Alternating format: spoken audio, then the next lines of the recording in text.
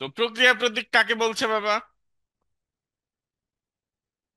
যে প্রতীকগুলো চারটি প্রক্রিয়ার জন্য যে ব্যবহার করা প্রতীকগুলো হয় চারটি সেগুলো প্রক্রিয়ার জন্য প্রক্রিয়া ব্যবহার করা হয় তাকে প্রতীক। প্রক্রিয়া যেসব চিহ্ন বা প্রতীক যেসব চিহ্ন বা প্রতীক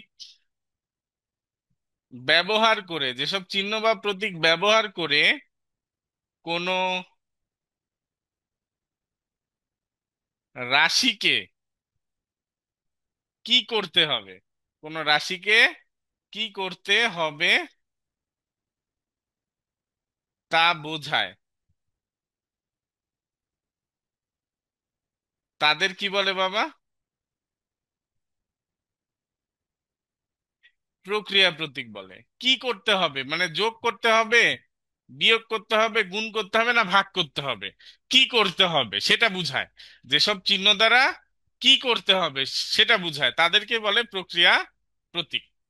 বুঝছো? তো প্রক্রিয়া প্রতীক কয়টা বাবা? চারটা। চারটি। চারটি। ওকে, যোগ বিয়োগ প্রক্রিয়া গুণ ভাগ। প্রতীক। যোগ বিয়োগ গুণ। প্রক্রিয়া প্রতীক চারটি।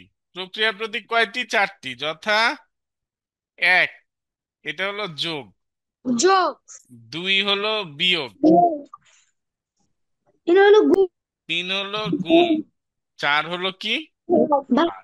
এখন এগুলোর সাইডে লিখে দিবে বাংলায়, ঠিক আছে? অনেকে আমরা বাংলা লিখে সাইডে সাইডে হয়তো চিহ্নগুলো দিই না, আমাদের দরকার তো চিহ্ন, মেইন হলো চিহ্ন। এই চিহ্নগুলো লিখে সাইডে আমরা বাংলায় লিখে দিতে পারি, যেটা যোগ, তারপরে এটা কি বাবা? বিয়োগ, তাই না? এটা বিয়োগ, এটা হলো গুণ, এটা হলো ভাগ। ক্লিয়ার? তাহলে যেসব চিহ্ন বা প্রতীক ব্যবহার করে কোনো রাশিকে কি করতে হবে সেটা বোঝা যায় বা জানা যায়, সেটাই হলো প্রক্রিয়া প্রতীক। প্রতীক। হয়েছে সবার? জি স্যার।